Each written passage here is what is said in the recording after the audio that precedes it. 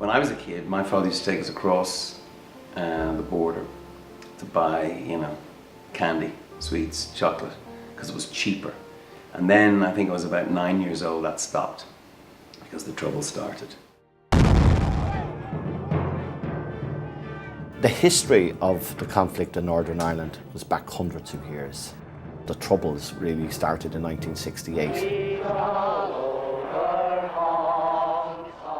People fighting for civil rights, fighting for equality in the basic issues that would be in any society, not unlike civil rights movements of the 60s in the United States. And these were totally rejected.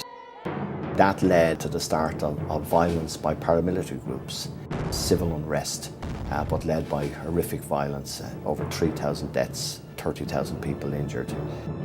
Previous agreements, it tended to be looked at as a United Kingdom resolution. That was never going to work. We believed that it was only looking at the totality of the relationships. So the Good Friday Agreement looked at all of the outstanding issues that could possibly arise.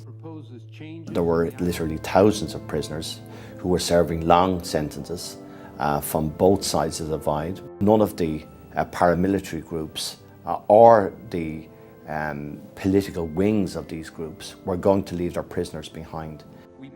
Tony Blair and I had to make the decision that we would release the prisoners. That was a difficult decision. Many of these people had committed murder, mass murder, but we had to make the judgment that to release prisoners back into society.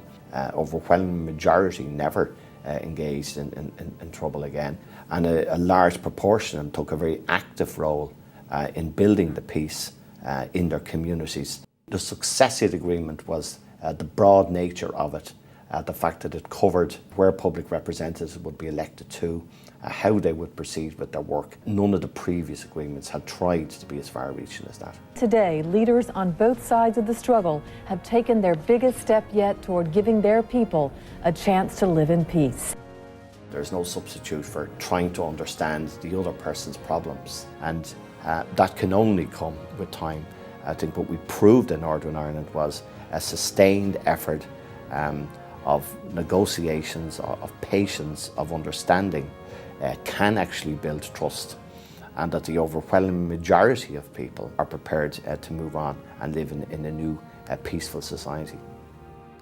Blair risked a lot to his reputation by talking to people he shouldn't have been talking to. He opened his office to them, where factional leadership finally found the courage to compromise.